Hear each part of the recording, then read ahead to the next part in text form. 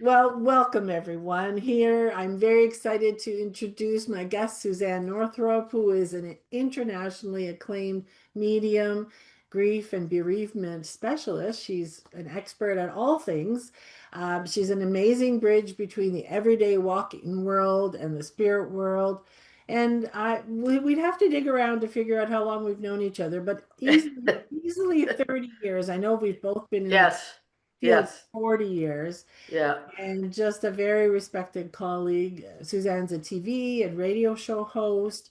She's the author of three books now, Suzanne, three?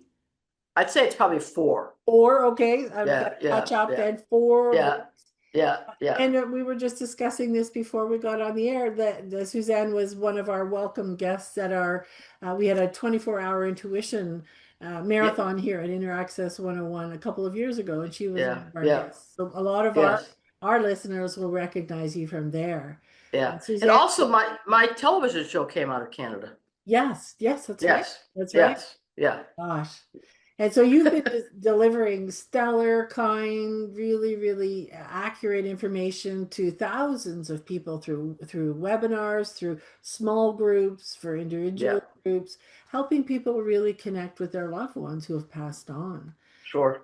And in addition to that, I know Suzanne has a monthly, uh, her own radio show, monthly podcast. And one of my favorite offerings is your free newsletter that put out every month. One, I know at least the month has changed because Suzanne's saying hello, Yeah, and awesome, thanks, thanks. awesome content. So Thank you. I have to say I've been doing a newsletter for probably at least 20 years, or not 25, but I get lovely compliments about it. So it's really nice. yeah, Yeah, it is, and it's it's what you're doing shows up, but there's always a kind of like it to me when I read it, it's like it's just a gentle pause, like, hey, let's remember what's important and let's honor those who have passed before us. And yeah, you're yeah, always honoring different seasons and Mother's Day and Father's Day now this month, and it's just like, mhm. thanks, Suzanne. Thanks for the breath of fresh air and Well, that the thing, yeah, reminder. thanks. Yes, the thing is, as you know, when you live a busy life, we forget about those moments which are really important. I Yeah. mean, I always kind of laugh about the Father's Day thing though, because Father's Day, unfortunately, they have to compete with all these other June events, weddings, Okay. graduations, Yeah. where the mothers get the at least they get the Mother Day by themselves, which they should because they're usually pretty busy. but Yeah. but Fathers are a yeah, little the easier. fathers have to. Right, the fathers have to, like I said, they got to compete with, all these other June events. I Yeah. don't think they mind though. I don't think they mind whether they're here or in spirit as well. Exactly, Well, exactly. I wanted to start our conversation today, Suzanne, with because I know a lot of our students in particular are going to be interested in this question is, here at InterAccess 101, we teach people how to channel and direct their intuition to a number of sources of wisdom. We Hmm. light on loved ones who have passed on, we touch on it, Hmm. but you're like the full-blown expert on mediumship. So I would love to hear a little bit more about basically your specialty. Like one of our 2 or 3 hour session is your life's work. So tell us a little bit about mediumship itself and how does it work and how do you do it? Well, first of all, medium is small, medium, large, somebody who acts as an in between. Okay. Good. See, I'm educated And already. that's kind of like what mediumship is really about. What sometimes I bet you're probably asked this question too, but sometimes people want to know what's the difference between a psychic and a medium and whatever it is, and most most people kind of bridge both, or they'll kind of do both. I don't really. I mean, if something comes up in a session connected with a loved one that's crossed over, about something's going on in their life or their family or something, then I basically discuss it. Yeah, the loved ones bit. Other, right, exactly. I mean, if somebody asks a particular question, and I get the message on it, I will mention it. But my real focus is really connecting with loved ones that have crossed Yes. over. Yeah. Um, it's always been my specialty. And it's interesting because what a lot of people would not know this, because you and I have been around for so long, is that when I was doing this, obviously at the beginning of my profession 40 years ago, it wasn't as big a deal, believe it or not. People were interested in channeling and psychic readings and, all these other things. But my specialty was always talking to dead people. Yeah. And it's interesting because that has shifted so much. And with that shift, which I'm sure you're well aware of, you're going to get in between it. You're going to get some riffraff. I mean, it's as simple as that. Because if you've come like you have and I have, we've come from old school. You have a lot of like quote unquote honors and conditions and respect for things of the do's and the don'ts. Yeah. And it's also because you are really granted what I believe this phenomenal privilege to go into a person's life that most people never get a chance to go to. And there's nothing deeper than most of us of losing people we love. I mean, it doesn't, it doesn't get sort of deeper than that. So it's got to be an honored profession, and you got to, that you must stick by the ethics of it. Yeah. And I think that, and I can't say off the top of my head, but I think right now with it being sort of flooded, I don't think there's a lot of people that have either studied or understand the ethics of the do's and the don'ts. Even there's some people that do the don'ts on television. We won't say any names at all. We won't say any names. We don't have to say any names. So, for me, and I'm sure for you, is that the lay person or the person that's on the other side of the table, so to speak, they don't know this. Yeah. And that's our responsibility. I mean, as a practitioner, that's our responsibility of the do's and don'ts.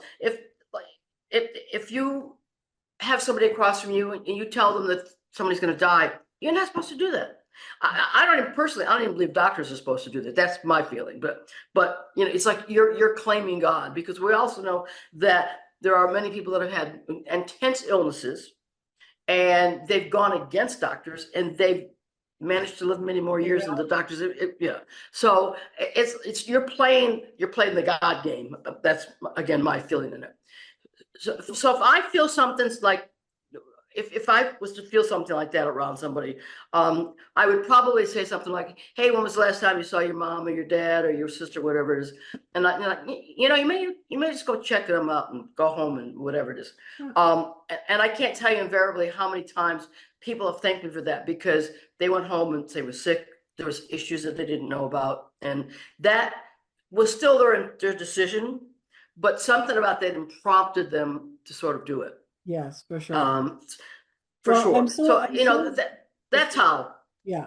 And I'm so glad that you're bringing up sort of the ethics, which we feel very strongly about here too, as well. But also that definition, part of our foundation class is helping people understand the difference between what is a psychic, what is channeling, what is a medium, what is trance channeling, what's right pet communication. Like, they're all going different places for the information, and we tend to throw all those terms into a big melting pot.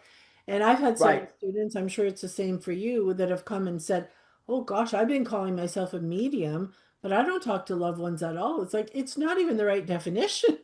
So I think people need to appreciate that there are different nuances, different places wherever you're going sort of defines what you are called.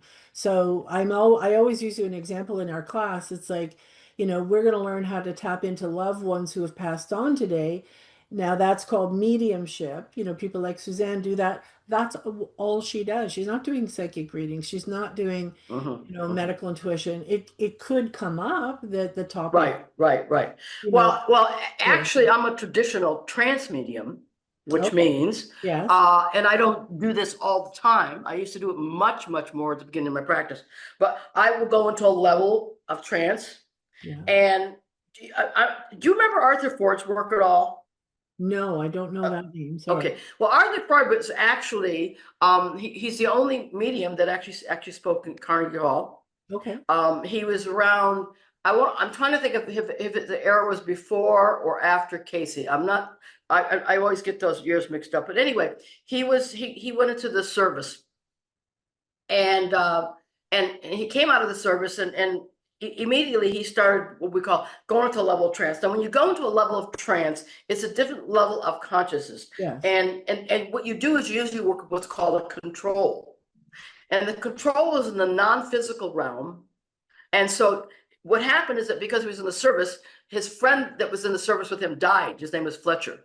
Okay. And so when Arthur started to work, Fletcher was his control in the non-physical realm that would channel him this information. Okay. Okay. Now, when you go into trance, and in my particular case, your voice changes because the woman that I work with, Elizabeth, is a Brit. So your voice will change, your intonation changes. You have certainly, not that I have much memory as it is, but you certainly have less memory of what's memory. right, exactly, of what's transpired at that time. So I am a traditional trance medium. So that when you're talking about trance channeling, they're very, very similar because all of it is a process of channeling. Yeah. And what you're doing is you're bypassing your what we call left brain. Yeah, that busy mind. Yeah. The logic center.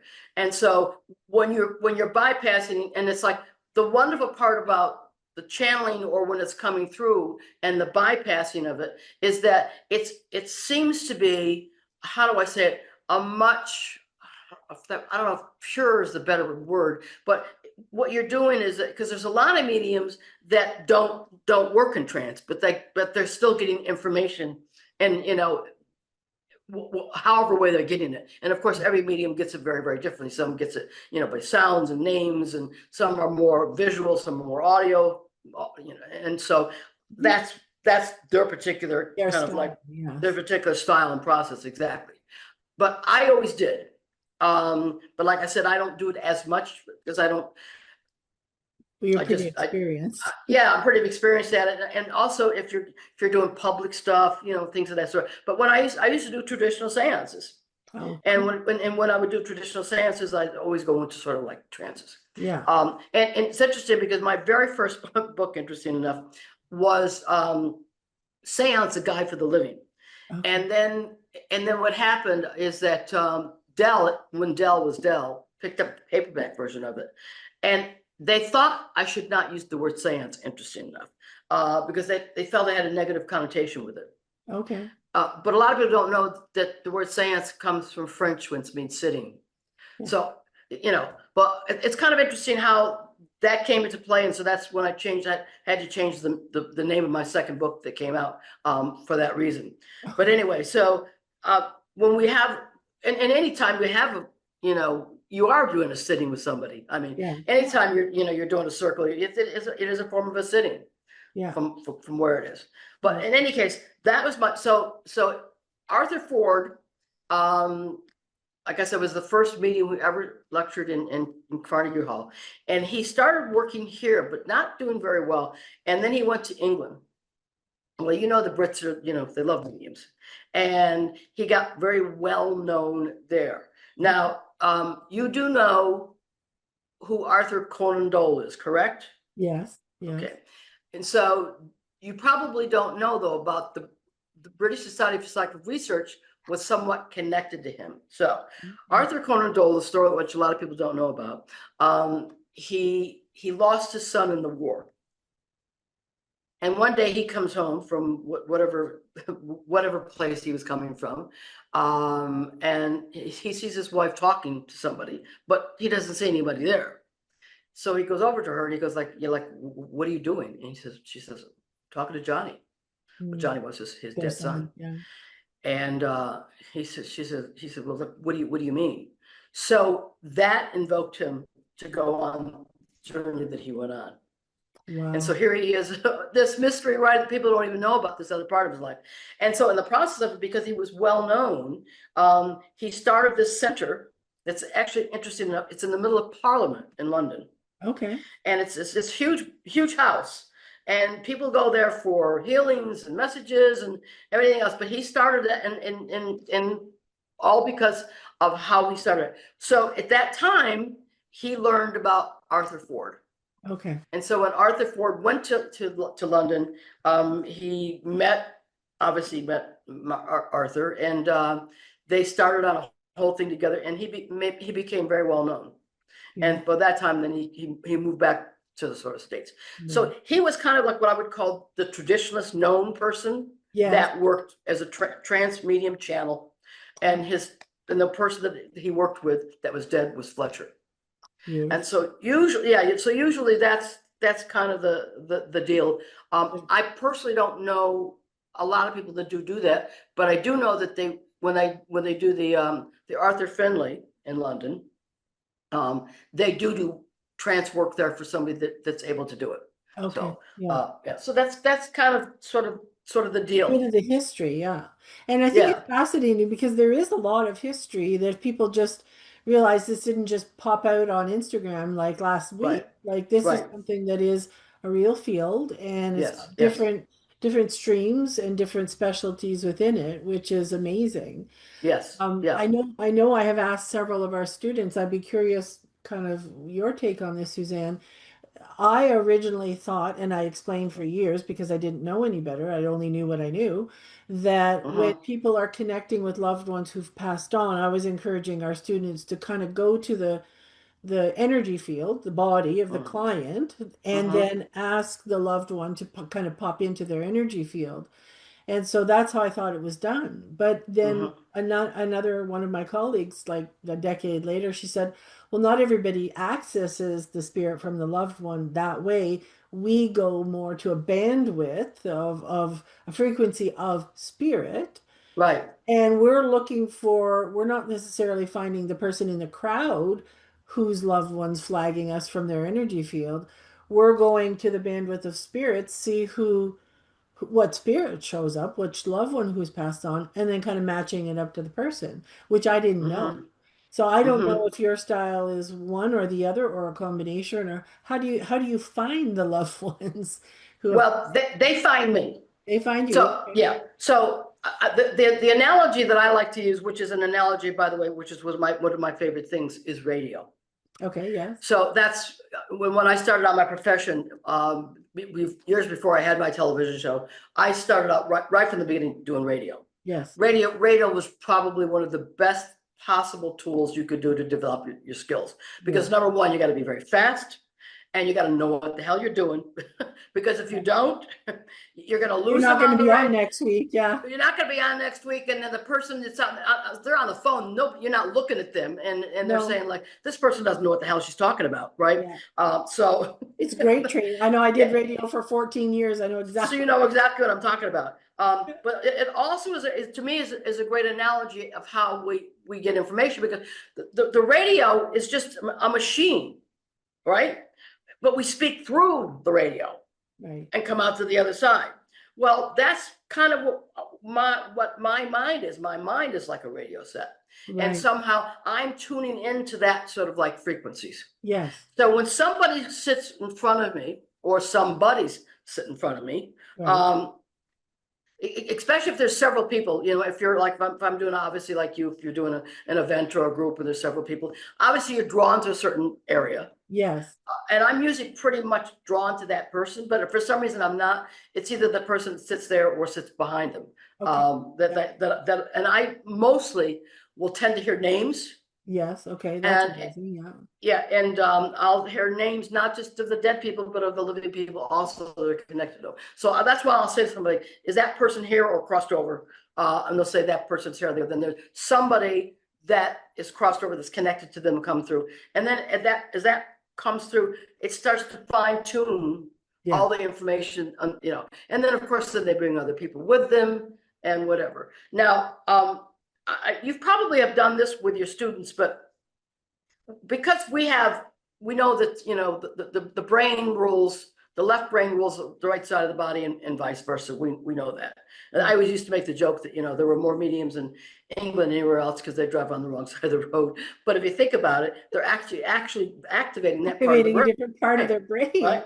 That's interesting. Yes. Yeah, exactly. You're activating that part of the brain.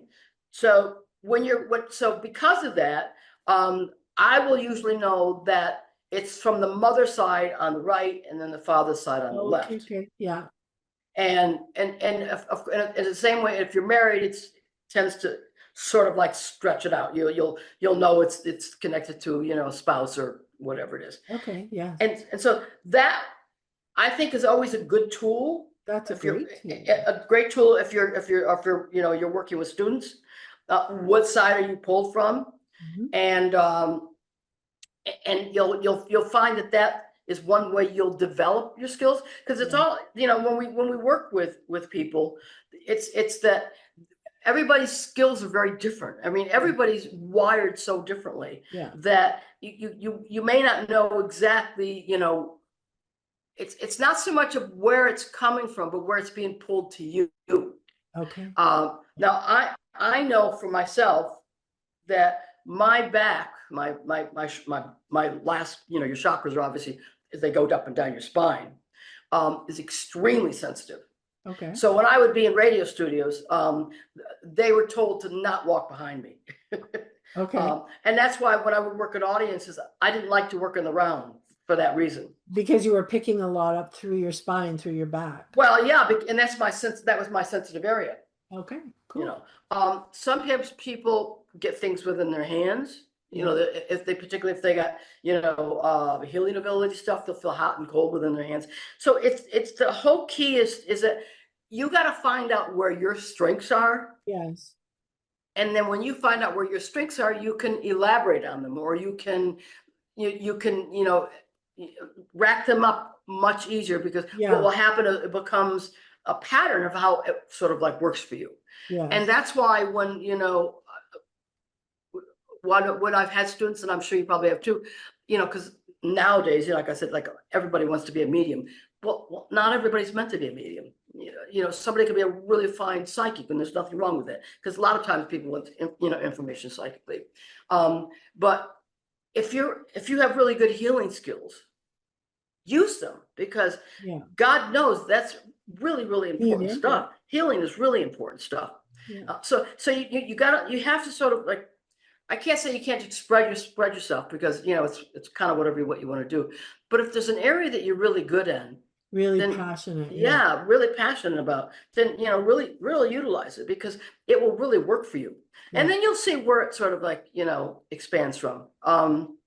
Well, that's Some what people. certainly we've found in our classes. It's like if we had a class of, say, 50 people, Mhm, there would probably be five of them, but only five, that would mhm. be like, oh, this is my favorite place to go, and I want to devour every bit of information I can about how to really amplify these skills. Right, And then right. they're off to the races because they've found their niche, right? They find your niche, right? Yeah. Yeah. That's How exactly how right. did you find your niche, Suzanne? How did you first get into this? Well, I had this when I was like about probably 5 or 6 or somewhere in that. Yeah. Wow. I just knew things, but I think when you know things as a kid, you Yeah. don't think about it unless for some reason you've got, like I have met colleagues, and I'm sure you have too, that have had that had as a child, had bad experiences. If they had like a heavy religious family, for example, or a very intellectual family, I had neither one of those. You Um, were just free to learn. yeah, and I was an only child up until I was 9 years old, and and I was, I was raised in a rural area, and so I would spend a lot of time, out in the woods and all that stuff, and I just knew things. I would come home and I just tell my mom like, God, I hope that he doesn't, jump that train, because or the tracks, because it's not a good thing. And then the next day we find out the kid, lost his leg or Did it. something. Yeah. So that's just sort of like came to me. Yeah. And like I said, when you have it as a child, I don't think you think about it. Well, again, I knew a lot of things, but at the age of 13, my paternal grandmother crossed over, Okay. and she was pretty influential in my life. It was my dad's mom, and they were extremely connected. And so I had seen her in the hospital. I don't know, maybe a week or 2 weeks before, and here she was, this big woman, and she was down to about, like 90 pounds or with 80 pounds or whatever, because she had colon cancer. Mm. And so that was the last time I physically saw her. But the night of her crossing, she came to me, and she was her big self again. She stood at the bottom of my bed. I told her this is my Hollywood story. She stood at the bottom of my bed and she said, I can't visit you often, but I want you to know that I'll always be there. I want you to keep up with your piano lessons. and I'm going to give you my ruby with a diamond in it ring, Yeah. and also one of my favorite houses. And so, you don't think much about this. You're just like, Grandma. I'm really happy because Grandma's well again. Yes. That Yeah. that was Yeah. in my Yeah. Yeah. my that was in my consciousness. And I often think about that because I always said, like, if you could see somebody after they're out of their bodies and you see them well again, you would have a very different view about what we call physical death. You Yeah. just would, especially if you're a younger person. Yeah. So Comforting, isn't it? comforting, yes. So what happened is that then, like the next day or the day after, my mother said, we're going to go to the parlor. We know what the parlor was, the funeral parlor. And I'm thinking, like, I'm confused now because I just saw Grandma, and now she's telling me we're It going was to this. good. Yeah, and she looked great, much better than last time I saw her. So then we go to the parlor. This is a small town, one street Your town. funeral parlor. Yeah, the funeral parlor, and I must have been talking out loud or something because my mother said, your father's gonna have a heart attack, go sit in the car. So I went and sat in my grandmother's car because that's what we were driving there. And I kind of like learned on the way home I should probably like not say anything because it didn't seem to be a good sort of a deal. Yeah. Um, and so I had to kind of figure it out because I knew she was fine, but I didn't understand why the adults were the way that So I sad. was trying to wrap my head around, Yeah. that process. So anyway, but then I sort of like figured it out. And then, when I left home and moved to New York at a very young age, at 19, 18, 19. And I started going on dates, and the dead relatives would show up. It wasn't great. It wasn't great for my personal life. For your love life. Yeah, it was like, and then so what sort of transpired for me is that, and it's interesting because I had a lot of friends that were studying to be shrinks too, through that process. But what was kind of interesting is that, most of the people that knew me, um, they knew I was different, but they didn't think I was crazy. And that was actually, for I think me, was really quite very helpful because in no days, I don't have to tell you, you got locked up for this, which, by the way, they did try to lock me up at one point. They put me through a series of, shock treatments and stuff for about 6 months when I was like 21 or 22, somewhere around that time. because But they anyway, thought you had lost your mind, or that you were, yeah, yes. Well, when I was talking to things that they didn't see, well, yeah, so that would scare them. Yeah. yeah, it would scare them.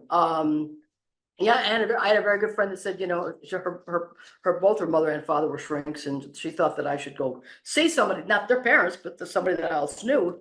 Yeah. And I wasn't again quite trying to figure out why they wanted me to do this, but I went along with the gig for a while, and then all of a sudden, like I said, this is not working, Yeah. and I'm going to do something that I normally need to do. I moved to the country. Okay. Yeah. I need more land around me. Yes. Yeah, I moved to the country, and I lived in the middle of nowhere without electricity and water for 3 years and Okay. figured it out on my own. Oh, bless you. So, Well, that everybody, you get this because there's a lot of pioneers, like yourself, like myself, maybe yeah, not quite as dramatic, obviously, that have had to figure a lot out yes, on yes, our own, yeah, and not only keep doing the work, but mm-hmm, keep trusting yourself, keep providing value for people, and yes, keep adding the ethics and the energetic principles in there for others to learn too. right, It's a big road you've paved for others, because now you could go anywhere. You could just type in mediumship. You'd have like thousands of very, yeah, easy to get to stations and books and podcasts. And it's like, right, and right, maybe they've been doing it for a long time. Maybe they've been doing it for a few years. mm-hmm, But those that are just picking it up now, thank goodness it's an easier path to pick up. yes, It's yes, because of people like you that have gone, to back to your truth inside to say, I'm in touch with something. I know there's more than meets the. right, right, right, I'm going to yeah. stay true to that path. Yeah, exactly. Well, I actually, I have a degree in music, and I thought that's what I was going to do for a living. Okay. Obviously, the upstairs unit had a different idea in mind. Yeah. But what my specialty was composition. So when I think about it, actually, I was so used to hearing music, that's of writing it, that I probably used the same part of my brain to receive information because, Access that frequency. and that's probably why, I was always able to get names so easily with people because it's through sound, Yeah, you and just hear it. You've piped in. yes, and like as you well know, there's certain letters like S's and C's can sound similar, or G's and J's can sound a harshness of in terms of hearing the names about them. So those are that was an easy path for me when I knew I was receiving information and just kind of like go with it. But Yeah, but yeah, you're right, you do have to take a big leap, and you have to really trust yourself because like I said, in those days, I was, like I said, pretty much at the beginning of my practice, I was involved in the media. Well, when you do what I do in New York City, there's no way. In those days, there was no way you weren't going to get known, or there was no way you weren't going to be thrown into the public not eye. go somewhere Prove, else. Yes. yeah, right. Prove me you can do what you do, and so you were kind of like forced in the hands. And on that level, it was really good. And another level, it was really good that it was in New York, because in New York, if you don't know what you're doing, you're going to get thrown out the. Yes, You're yes. just going to get thrown out the door. It's as simple as You that. won't be able to stay. So Hmm. yeah, you're really going to force your hands. But it's interesting when we're talking about this. Was a story that I remembered very vividly. Right before I started my practice, actually, the woman that I studied with, she knew this woman. I can't remember her name now. She's been dead for many, many, many years. But she was raised in Wyoming or Montana, one of those places, and her father was a Baptist minister. Okay. And there's just one day she's down by the pond or the river, and she's playing with this sister, whatever. And then her father saw her and went down there and dragged her back to the church, turned her upside down to shake the devil out of her. Yeah. And afterwards, she was extremely upset. So she went back down to the pond because she thought he was going to, push away this little girl that she was playing with. And this is a passed on sister, right? I assume. And then later on, as she got older, she learned from her mother, which they'd never told her, that she'd had a twin sister that died. And she would know it. Yeah. Yeah. So Heart-wrenching. Yeah. yeah, so there's a lot of those stories in the Naked City, so to speak. And I never forgot that one, because that was one where she had that door open to her. Yeah. And and this is her father, a Baptist minister. And literally she was doing the devil, which Right. we know that Meanwhile, this is she's just based talking in, to her sister. Yeah. meanwhile, it's based in love. I mean, Yeah. It is based in love. it's based in love, and not even knowing that she had a twin sister. Yeah. Yeah. Which those kinds of stories, there's certainly many of them, There right? are many of them. I'm sure Exactly. we could listen for 4 years straight without you taking a water break, telling us all Yeah. that come up Yeah. with. All the stories. Yes. Yeah. Did So, oh, sorry, go ahead. no, so I'm saying to you, the reason why I talk about like following whatever it is Yeah. that, you feel good with, like you were saying, it could be 5 people out of the class. And once that clicks for you, Yeah. then you follow through with it, and you'll see, and you'll be able to expand on your Yeah. gifts. Well, and it really opens up such, you mentioned earlier the word the sacredness of this work. It really opens up not only a sacred service for others, but a sacred connection with the worlds beyond our own. But Yeah. it's very calming to know that life doesn't end. Yes, in form it ends here, but Right. Yeah. it's so easy to connect with loved ones who've passed on. We really aren't ever alone. No. Um, No. and No.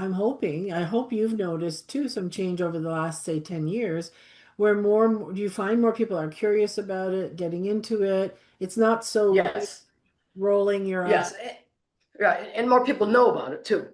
Yeah.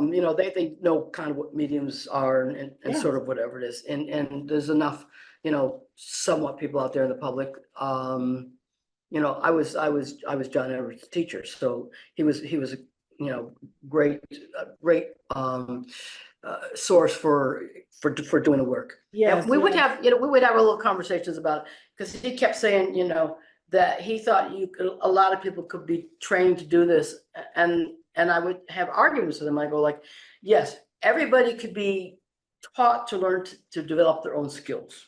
Yes. As a profession, it's a different program. It's a totally different program. Right. So you're taking it to whole. I mean, I did this work for several years before I ever did it professionally, Yeah. Yeah. because it wasn't something I thought I was going to end up doing. But like I said, it was like that got switched real quick. But There was another plan in place. Yeah, yes, that's beautiful. there's no doubt in my mind. And the thing is that, what I always kid myself is I'm actually very talented musically, but I've never been sorry that I mean, not that they closed that door in my life, and certainly closed that door in my life professionally. And I've never been sorry about it. And part of that was that, there's a lot of really fine musicians and composers, fine. Yeah. But at the time, there just wasn't a lot of really good mediums. Yes. And Which is why I've followed you all these years. It's like, okay, Suzanne knows what she's doing. She's got the ethics. She's continuing to do it because it's not for the lighthearted, no, and no, especially no. Yes, it takes a lot out of you. And you do live in two worlds, and yeah, I'm sure that everybody who knows you knows we live in two worlds. yeah. But we want to make it more practical and normal. I'm always after normalizing it. It's like you Right. just need Yeah. to have that on and off switch. We're big on that with our students. It's like don't even turn your intuition. I mean, we have natural intuition, yes, but don't Right. turn Right. your heightened hone intuition, your trained intuition on until you decide one where you want to go with it and you have somebody Right. else's permission if it's about other people. And then Exactly. you turn it on, you do your thing, you turn it off and be a Right. regular person.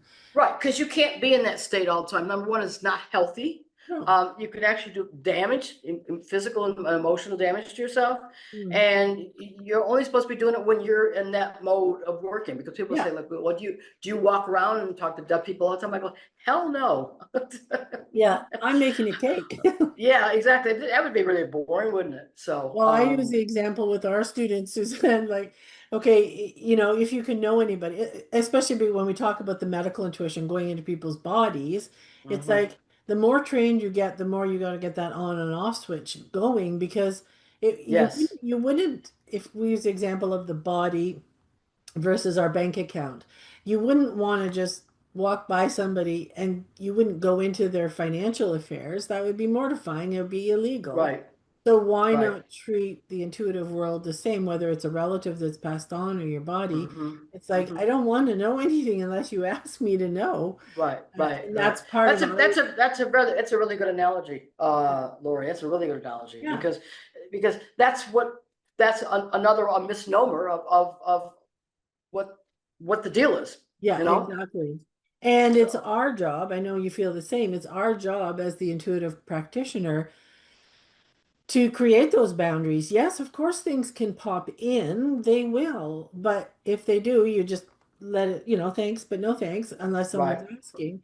You don't right. just walk over. I'm sure you remember the 80s, the best pickup lines or the best way to get kind of some notoriety in a crowd was like, hi, I'm getting this about you. And it's like, Right. oh my God, Yes, please yes, let's not go yes, back to the 80s again. yes. The no-nos, the Yeah, real the no-nos. no-nos.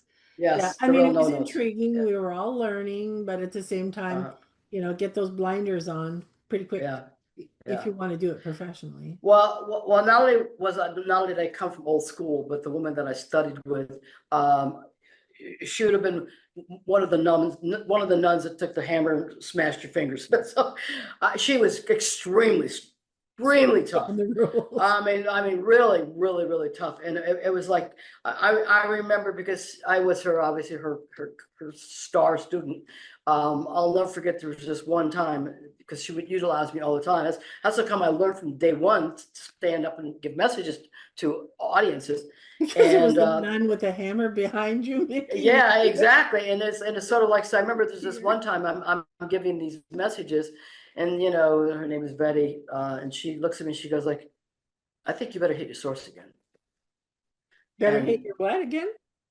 Your source. source. Okay. You need Yes. to go back and hit your source again. And if you have an ego in that moment, you better send it to the other room. Okay. And she slapped me down. I'll never forget it. And you know what? I only had to have it once. And then I would tell my students, I go like, if you go and you be doing something you ain't supposed to be doing, you're going to have a rug pulling party that you never thought you're ever going to have. Because Yeah. once you become conscientious of that, you're responsible for Yeah. what comes out of your mouth. The more power you have in life, the more responsible you become to begin with. Yeah. As we all know that. And We so do. that's why it's so significant of doing that. Well, So when you so when you're working with students, Lori, can you tell how soon before you can tell that they really have, like, some gifts going for them? well, I mean, we're sort of we have two levels of teaching. We have the beginner level, which is I want to give you some tools and some etiquette Right. and go off and play and practice with it. So then I'm not really watching specifically for those types of things.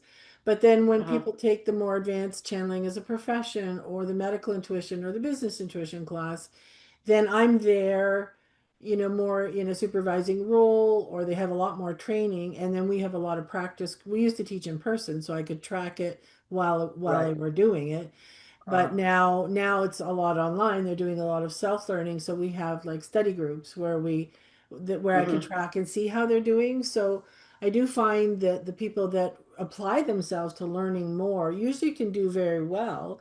But Mm-hmm. exactly as you've been saying it several times today, Suzanne, if people don't honor their own style, are they mostly auditory? Are they mostly visual? Are they mostly Right. kinesthetic, feel it through their Yeah. body, Right. and take those first impressions and trust and hone their own style, then Mm-hmm. they're the ones that have more problems. I think everyone can learn, but Right. if they're trying to copy someone else's style and not honoring their own, they'll have more Yeah. problem. Or Absolutely. if they're Yeah. getting their Yeah. ego or their desire to be fancy or Mm-hmm. to offer more, Right. Right. or make it about them, that they don't last very long.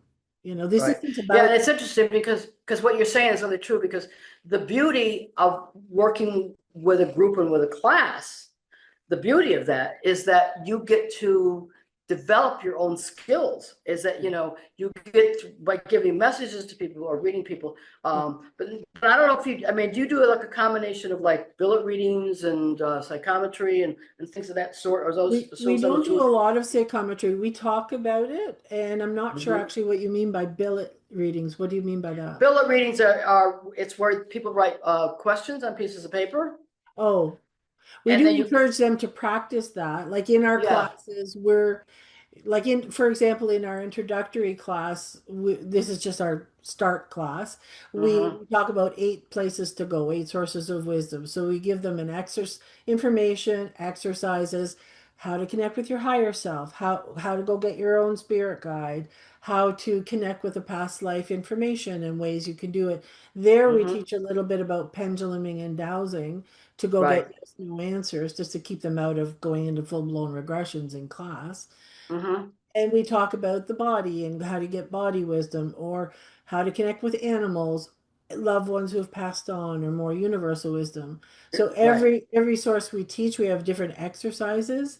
Mm-hmm. So it's again, we give them a smattering of what's available. Obviously, 8 sources is nothing compared to what's out there, but at Right. least Right. get them on their way to give them enough confidence. Uh-huh. Then, if they want to specialize, like again, our biggest specialty is the medical intuition, then they're Mm-hmm. only focusing on the body and only using that. So then we teach them a lot of different tools within that specialty, just as you would Mm-hmm. in the media. Right. Yeah, that's great, because that's why I was saying that's really true, because that's how people do develop the skills. Trying And different ways to tap yes, in. Yeah. yes, and to see how that information comes for them. Yeah. Sometimes people, write, do automatic writing. Sometimes Yes. that's one Yeah. way that one of my top students. That's how she started actually Yeah. doing her work was through Yeah. automatic writing. She ended up being quite And if wonderful. somebody is more kinesthetic, for example, they may need, we get some of our students like standing. It's like you might need to stand. You might try to embody that loved one who's passed on. Mm-hmm. Obviously, they're Mm-hmm. spirits, they're just a beam of light, but they Right, show right. you some personality qualities. So copy their voice, copy their posture. Be like you said, your grandma Hmm. at the end of the bed, so you can get Right. character. You're not going into Hmm. trance, but you're playing with it and you're Right, moving right. your body. Or somebody else who's not kinesthetic, it's like, that doesn't do anything for me. I like Hmm. to draw. I hear it just piped in. I want to hear their voice, copy their accent, copy their swearing. A lot of loved ones swear a fair bit, you know. Hmm. Um, Right, right, right. so so that's the style. One thing I Hmm. want, because I know you and I could talk for thousands of years and probably do in our sleep.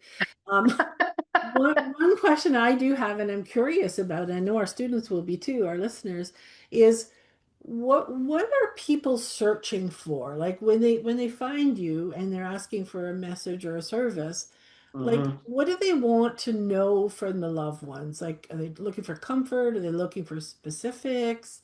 Well, You it's interesting. Well, first of all, they want the validation.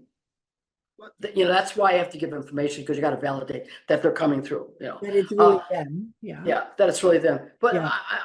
a lot of people really want to know if they're okay. Yeah. Okay. Yeah, and that makes a lot of sense, especially if you really love this person, or especially if because the two things. One is the trauma of these fast passings, Yes.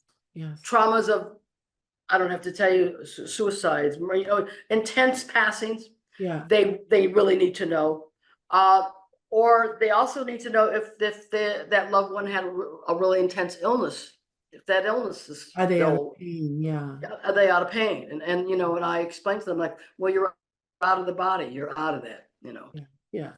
And sometimes people want to know if it's true for mental illness. If again, it's connected to the body. Yeah. When you leave the Yeah. Did body, you it's know I it's was there? so yeah. That's I think some of the key things Yeah. that people really want to know. Yeah. And I interesting enough because I think what it really comes to, Lori, what I think it really reverts to is ourselves. We want to know they're okay, so we know we're okay. Yeah. Yeah. You know, we want to know they're okay and that they've gone on, so they'll see them again. Yeah. Yeah. And I always share with people. I said, like, no one dies alone. More people live alone.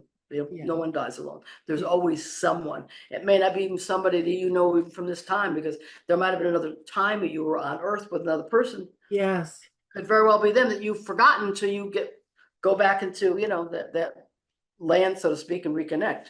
Yeah. Uh, but Yeah. so I think that's really what it all sort of like really comes down to it, Yeah. because there are people who really truly really miss that person, Yes. you know, Well, and and do you find sometimes there's forgiveness issues or just absolutely, updating yes, of what they thought or yes, yeah. yes, and those forgiveness issues are a lot of times when there are um, fast passings, things weren't resolved, things weren't said, you Yes. know, that kind of an aspect of it, and I I think. haven't done a lot of it myself, but clients will ask, in the context when Mhm, I'm channeling my guide, grandmother, they'll say, right, can you check and see if my loved one's there? So because I'm right, already there with grandmother, she can go get them.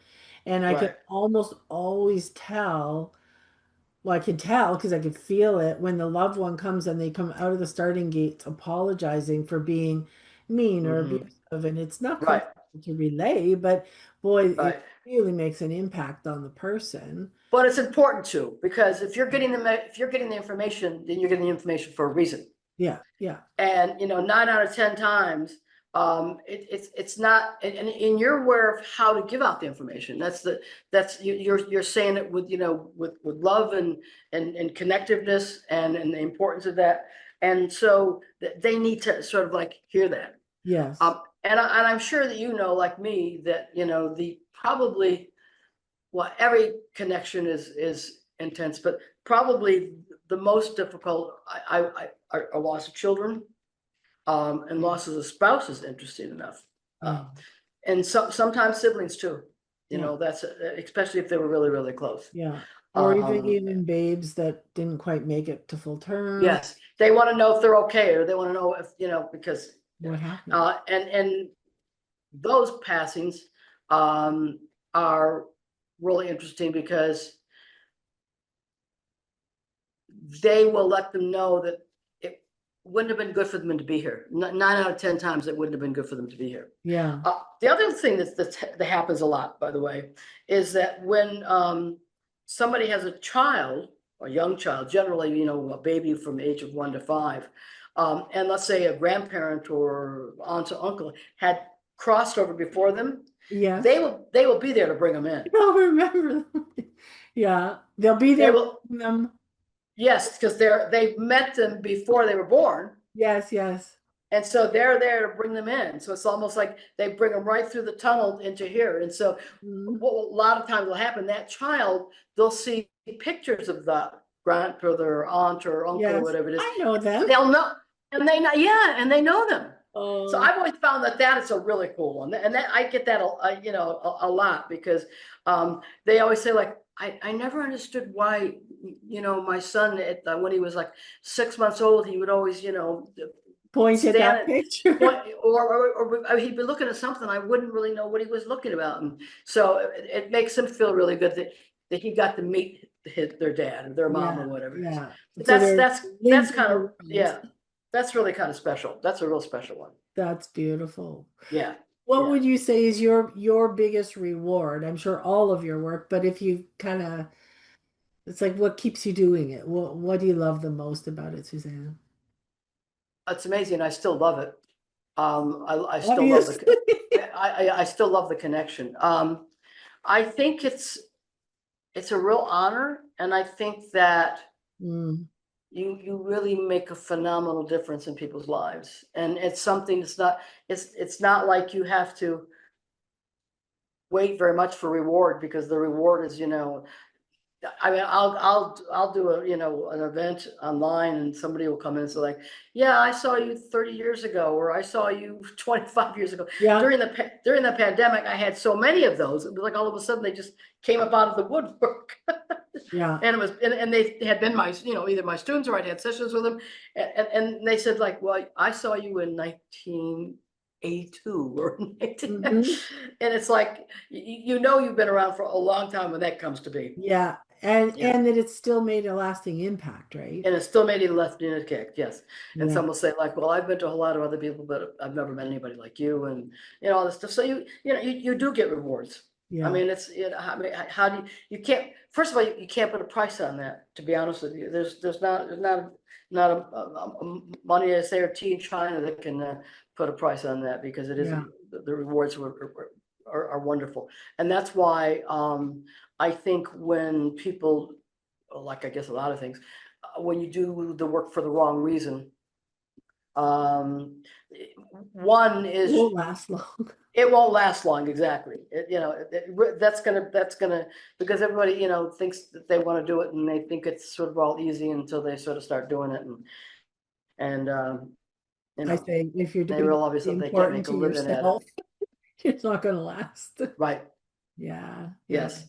But you and I both know that, you know. Yeah. Well, we do, but we want to pass that knowledge forward to those who are listening. Yes. It's like, Play it it's forward, as I okay, you say. don't have to do it for 40 years. A lot of paths have been paved, Yeah. but have the ethics, have the knowledge, realize there's lots of places you could be getting information and, keep practicing those skills. And so Mm-hmm. if you were to say to a student, like, okay, I'm curious or I want to know more about this, like, where do you recommend people start, Suzanne? Um, well, I'm a big person of doing. I think that that's the greatest. I think you can read 40,000 books. Yeah, And but what practice it. it for me is practice, practice, practice. I've always been a big believer. That's why I think what you're doing is great. Having classes, because it's the playground. It's the Yeah, playground to, you know, to really fine tune your skills. I don't know honestly of another way of doing that other than doing it, yeah. you know. Okay. And Well, like I said, that's the beauty of working with a class or with a group, because you don't know any of these people, but you have the opportunity to, you know, connect with them and connect Sure. with with their loved ones and stuff. And they can validate it to you right now, because people a lot of times they want their own connections, but for our own connections it's not always easy, because No, it's it's harder, I much find. harder. Exactly. Yeah. Yeah. Yeah. Easier to do it for someone else. Once you get this is all going to be felt and made up, and, you know, Right. and Right. don't censor it. Take the first thing that pops into your mind. A lot of things, those ground rules. It's like, Yeah. okay, I'm just going to jump into the pool. Yeah, and I think the people, when that happens, that they're really amazed. It's like, wow. It's like, yeah. And I said, yeah, you just got to go for it and trust it. Just Yeah, got to go for it and trust it. Because exactly. the thing is, that's the beauty of being with a group of support people, because they're where you are Yeah, in that process. And it's like, and if you can really, you can't, if you can't just trust it and go with it, then you're not going to get from A to B, or to yeah. C to D, because you're just not gonna. You gotta stick your toe in the water. Yeah, you got it. Sometimes your foot. Yeah, yeah, sometimes your foot. Oh goodness. Well, I mean, as we wrap up today, I'm just thinking it's like, okay, now I'm gonna have you back because I'm gonna have 20 more questions tomorrow. But it's been what? It's taken us 3 years to set this time. Yes, yes. No, I think we're good. I I think think we're we're good, good. and Yeah, we'll stay in touch, and you know, certainly down the road we can you'll have absolutely do that. And then we'll I'll have you on my show also. well, there you go. We can keep our conversation going. Yes, yes. I think I got some openings in the fall. I'll send you some dates and we can go from there. Well, I look forward to that. Well, I Perfect. thank you for your time today and for your literally your pioneering efforts for on behalf of humanity, especially those that don't even know what pioneering efforts I'm going. You've been a Yes, standing yes. pillar in the intuition field for a long, long time. An honor to know you. It's And thank you, Lori. I'll put your website, with your permission, I'll put your website in the show notes Oh, absolutely. so that people can get a hold of you, Yep. and do make sure that everybody listening that you do subscribe to Suzanne's wonderful newsletter, and just stay in touch even with that frequency of loved ones who passed on, even if you don't have a lot yourself that Yeah. would want to do. I mean, you still do groups and individual sessions, which is awesome. Yeah. Just knowing like we're not alone. The world is big, and the Yeah. beyond is even bigger. Yeah. We can take comfort, especially these days, that we're never alone. And Yes. Yeah. I just thank you for being a part of that wonderful bridge, between. Thanks. Yeah, And you too. You big too. hugs, big hugs. Look forward to seeing Okay. what the next few decades take where they take Yes. us. You got it. All Okay. right, Lori. Big hugs. Bye, You Suzanne. too. Take care. Thanks again. Bye bye. Bye bye. Beautiful.